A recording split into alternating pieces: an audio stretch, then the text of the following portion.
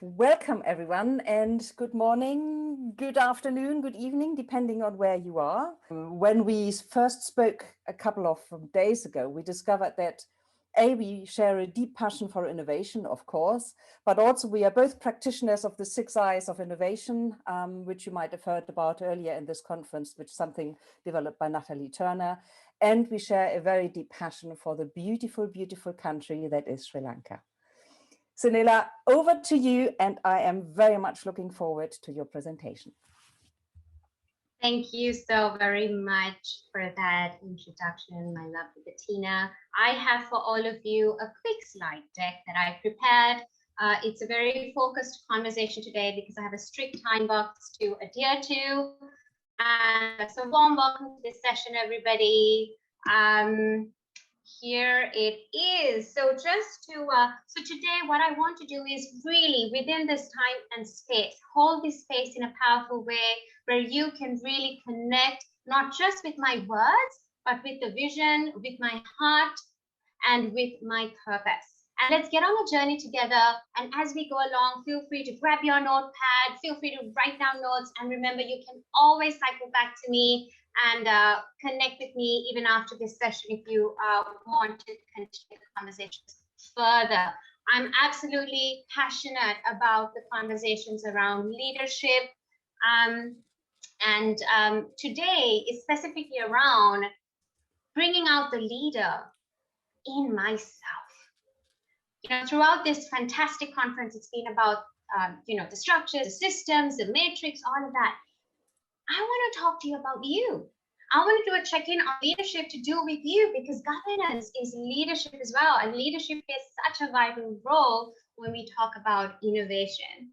So what I want to do is give you a little introduction about me, because I think it's only fair that you understand why I am so passionate about leadership. So friends, a little bit about me. The bulk of my career has been in corporate and corporate leadership. I have a background in global brand management, HR, and change management. So before I left corporate to pursue full-time entrepreneurship, I was a country director for a British firm headquartered in London, and I was the first female to be hired, and also the first and only woman in leadership, reporting to a chairman in Australia and a group MD in Hertfordshire. I had a whole bunch of highly qualified technical experts, older than me, more experienced in the field than me, now reporting to me by default. And I was assigned the mammoth task of rebranding and spearheading the company's key change management initiative at the time. So you could, just when I had joined, so you could imagine how intimidating this could feel. And I soon discovered that leadership is far more than a title. Leadership is about action. It's about acceptance and winning that acceptance. It's about building a strong company culture, establishing strong vital behaviors, and driving corporate values whilst creating psychological safety. And that's no easy task. And whilst doing that, winning the trust. And trust leads to acceptance. And prior to that, I was heading product and corporate brands for a Fortune 500 company, heavily engaged with stakeholder relations and managing corporate reputation and risk. And honestly, I could say that both these positions were a huge learning for me. And it also inspired my decision to pursue the work I do today on a global stage. And I work with over 30 award-winning global leaders and influencers around the world on various knowledge building tools and initiatives. So at the heart of who I am, if you say, Senela, you're talking about leadership, you're talking about your passion, but Senela, what is your purpose statement? I wear two hats. So I like to think that these are two very connected. I know these are highly synergistic, connected, and related hats. One is the hat of a leadership consultant, a coach, and trainer. And the other is driving innovation and purpose-driven business transformation. And there's a lot of synergy between these two. And today, since the conversation is specifically around leadership, for organizations, what I do is I help organizations create inspired teams for action, motivated, energized, and also feeling a sense of pride for their job and being intentional about it and empowering them with self-leadership. And for business leaders and individuals, I help them build their authentic leadership style, image building strategy for leaders, tapping into a deep sense of self-awareness and clarity, and how that translates to strategy and action in leadership. So that's to give you a background as to why I talk about leadership this way. I came across this beautiful quote on LinkedIn. It's a TED Motivational Monday quote. I had to share it with you. Every single one of us has the opportunity to be the leader we wish we had. You know, I think don't raise your hand, but all of us that have had one of those tough bosses around the room, right? At some point in our career, don't show your hands. I'm not going to be surprised if all of you raise your hand. And you know, yeah, absolutely. And under this quote, I saw another beautiful comment by another lady. She had said, leadership doesn't come from titles. It comes from your heart. I want you to think about that.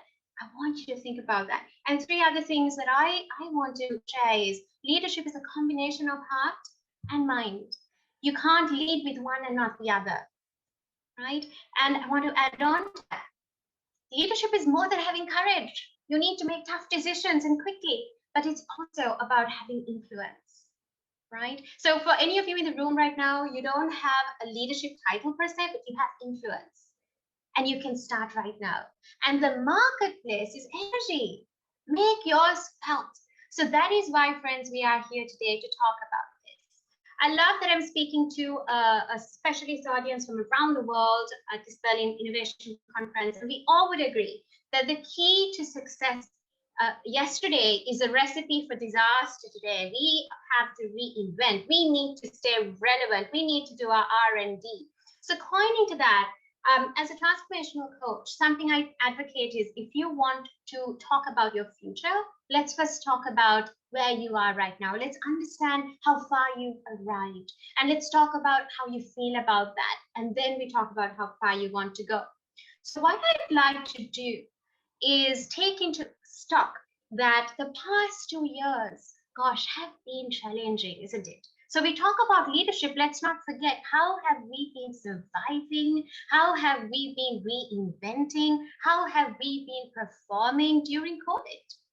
And what I'd like to do is look at this conversation in 3 different paradigms. One is from the lens of it just being the impact of COVID, the lessons of COVID on yourself as an individual, So what am I talking about here when I talk about the lessons from COVID on me and my business? What am I talking about? Take a couple of seconds to do some reflection with me right now. What I'm talking about is what has been your mental stamina to endure as a leader, as an influencer, or as an agent of influence? What has been your mental agility to adapt? What did you learn about yourself as a person? What did you learn about yourself as a parent? What did you learn about yourself as a friend, as a manager, as a team leader, as a functional head? And I asked myself these same questions. I did this same exact reflection. I also asked myself, how well do I respond to crisis? I asked myself, was I reactive? Was I calm? Or was I constantly anxious and self-destructive? So I'm urging you, I'm challenging you, let's start with this deep dive on self-awareness.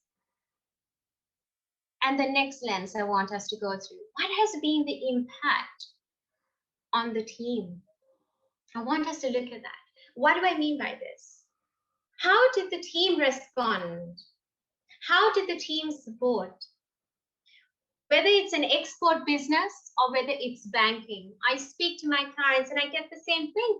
COVID has affected the mental health of the organization because we are first human. We are not product design, we are human design. We are human, we are heart and we are mind. The stress, the anxiety levels, how well did the team cope? How did this affect team cohesiveness and communication? I want you to ask yourself, not to just put some tick boxes. No, this is not a checklist. This is just something for you to, like a guidance system, to ask yourself these questions in a position of as an agent of influence or a leader.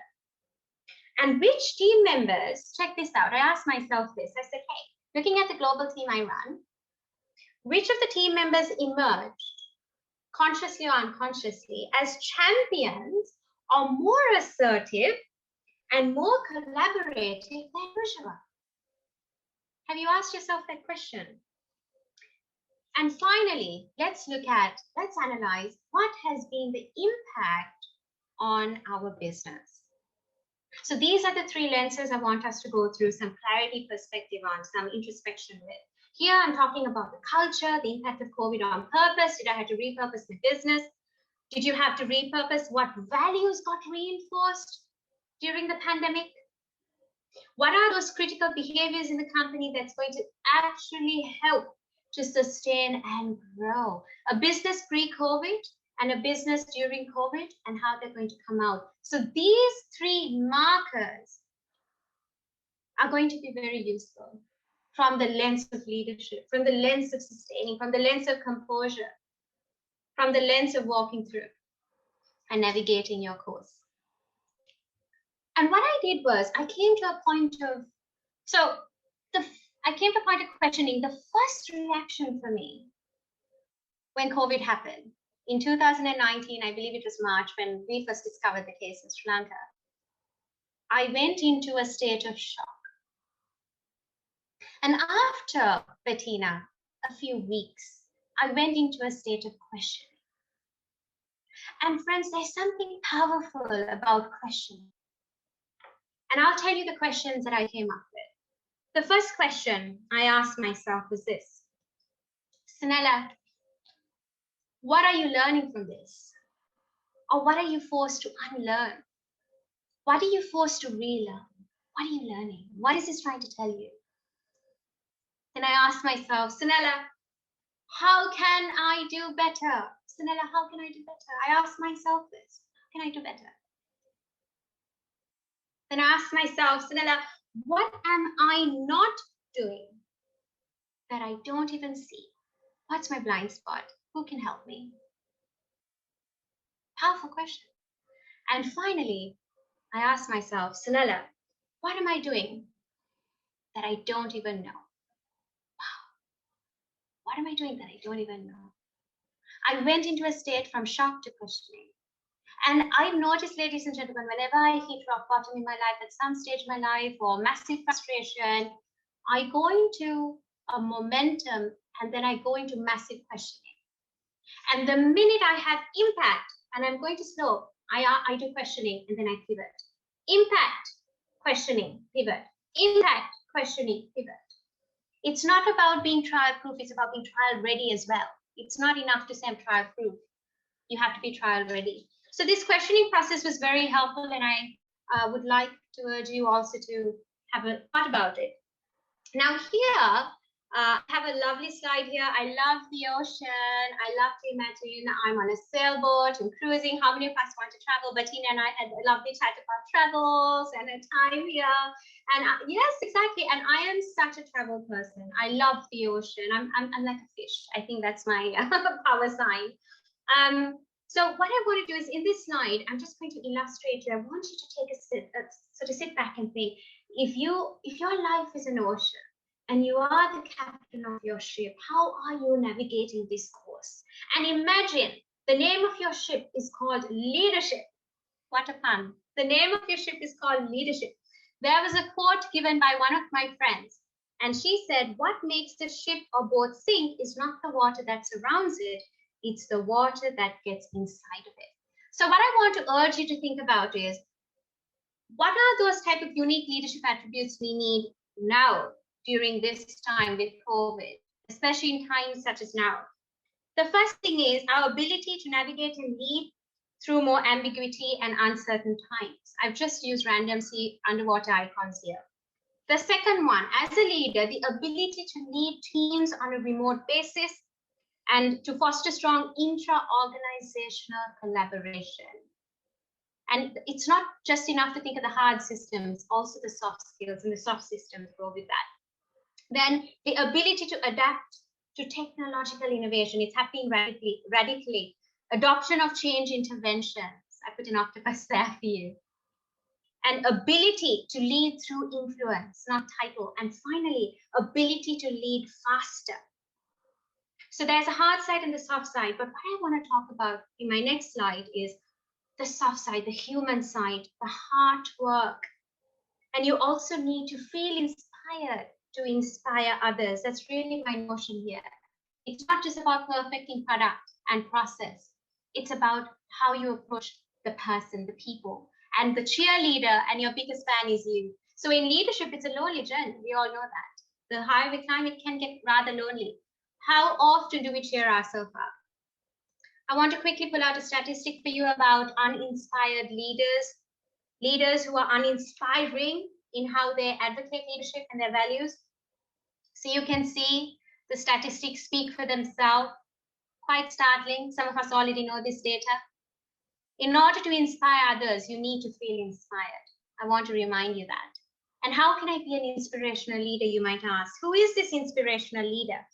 Inspirational leader is somebody who makes things human for everyone in the organization, who touches the enterprise far and wide, with stories, with emotion, with the why, with the vision, with the purpose.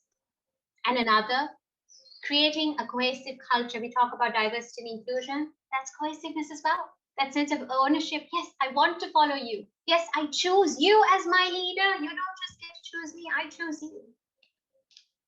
And from that lens, I want to conclude with this. I'm going to give you a roadmap to decide your choices henceforth. I want you to, with me, do some introspection. I want you to sit back and ask yourself these difficult yet powerful questions. Even in my own journey in leadership, whenever I hit rock bottom, like I said, I asked myself powerful questions because I knew I wanted clarity. Clarity is what gives me strategy. And if I have strong clarity, strong strategy, I have a strong action plan. You can't get these things confused. So let's talk about the clarity piece, and you can't go overboard. You can't just go over it. What are my strengths? What are my weaknesses? How can I turn them into strengths, or how else can I bridge the lack or gap? Step number 2. What are my opportunities? What can I leverage? What are the threats that I must address immediately in how I am as a leader, how I'm projecting myself? Further, where am I as an asset? And finally, where am I becoming a liability? Think about it. Third step. Who can help me? Accountability partner? Is it a coach? Is it a mentor? Is it a peer program? Is it a leadership program? Is it a family member? You get to choose, but you need this step, accountability. Who can help me? And finally, I want to leave you with this. What measures can I put in place to monitor my course and make sure I'm navigating my ship in the ocean with mindfulness and alignment with my goals and my authentic self? Imagine you are the captain of your ship. There are going to be crosswinds. There are going to be pirates that are always going to come and jeopardize. But how you perceive yourself, it starts with that power. And how you project that perception is also powerful. And remember, to be an inspirational leader, it always starts with feeling inspired. And 2 quick quotes I want to leave you with. Challenges in life challenges us to grow, friends. I really believe this. And another one, the biggest gap in your life is going to be your mind gap. Right here, it's just 6 inches wide, right? It's your mind gap. I want you to think about that. And with that, Bettina, it's my pleasure to pass the talking stick back to you. Thank you. Well, that was quite something, Senela. Thank you very, very much. And I think we may have got to, because we wanted, I wanted to give you a maximum amount of time. So we now have got quite a bit of time for questions. Maybe we crossed our wires what the 5 and 10 minutes meant, but we now have 10 minutes for questions, which is absolutely awesome. And so please, everyone is welcome to either put their question into the box, or indicate that you would like to. And maybe just sort of what I absolutely loved is your invitation to constantly question, and not question others, but to question ourselves. And it's to question ourselves so that we and observe ourselves. I think there's nothing more powerful to be able to step aside and to observe ourselves. I think that's the only way we can gain real insights about ourselves, and that is the only way we create awareness at the individual level. And awareness at the individual level, awareness about ourselves, is the only foundation, or is the key foundation to changing things, to changing the only thing we can change, which of course is ourselves. So thank you so much for that. It was really, really, I thought was very powerful. And I have a question from Manuf. Of course, you can speak up, Maruf, if you want to, or I can read the question out. Yes, you are unmuting yourself. Brilliant. Go ahead, Maruf. Good morning. Can you hear me, please? Yes. Yeah. Thank you very much for that wonderful, presentation. I was just wondering, as a leader, what should guide how you choose your employees? Is that from the perspective of hiring and recruitment? Yes, it is. Thank you. Absolutely. It really starts with your values, the core values in the organization, and the corporate values of the organization is what has to drive every other mechanism and process in the company. The values are the engine, it's the muscle. If the values are not clearly defined, you can't stem anything from that. You can't have recruitment function in isolation. So first define what are those values? What is this cohesive culture that works for my business, that works for me as the leader of my business? What are those values? And stemming from that, that is the type of crew that you want on your ship. You want a crew that's going to help you navigate towards your vision. So it really begins with the values of the company. Have a whiteboarding session, especially with COVID, go back into it, have a whiteboarding session with the other leadership team and arrive at strong values and have some specific shared agreements and see how that should cascade down to different functions, be it marketing, be it finance management, be it recruitment and performance. Performance management is a huge terrain because that is the terrain that really governs and guides the people dimension, the human capital of the company. So I would say go back to the values and cascade it from there. Thank you for that lovely question. Maruf, have I answered your question? Yeah, you did. Thank you very much. Thank you so much. I wanted to quickly share with you all some statistics just to reinforce the idea about, I feel the world doesn't give enough of credit or emphasis to why it's important to come across as inspiring as a leader. I'm going to give you some statistics here. So I want you to also in this mix think about what are the inherent skills I already have that I just need to build further, and what are the skills I need to develop. End of the day, I want you to think of yourself where you are right now and what is that gap to being really inspiring. The statistic says highly engaged teams show 21% greater profitability, engaged teams. So ask yourself, I want to be inspiring as a leader. How do I engage the team? You can't be inspiring and disengaged. Number two, employees who feel their voice is heard are 4.5 times more likely to feel empowered to perform their best work. Wow. Think about that. 96% of employees believing showing empathy is an important way to advance employee retention. Companies are struggling with retention, friends. It's about going to engagement. And disengaged employees cost US companies up to $550 billion a year. And I'll end with this. A Glassdoor survey said 87% of employees expect their employer to support them in balancing work and personal commitments. So I want to leave you with that, some reinforcements. How can I become an inspirational leader? Remember the journey plan I gave you, the 4 markers, right? And take it from there. That was really lovely, Senela. And you've preempted the question I would have had for you, which is, engagement is just so important. And you mentioned the figures of the damage disengaged or neutral employees actually have for organizations in terms of the productivity, in terms also of innovation. Disengaged employees do not innovate. You need deeply engaged employees who've got the passion, who've got the commitment, who are inspired, to innovate. And I absolutely agree that it is the leader's responsibility to inspire people, because you can't tell people to innovate. The only thing you can do is to inspire them and then create the environment where things are possible. So I thought as well, because one of my questions would have been, what can leaders do to improve engagement of people? And you've mentioned empathy, you've mentioned listening, and is there anything you'd like to add to that? Definitely. I think listening goes a huge, long way. Listening. Employees are human beings.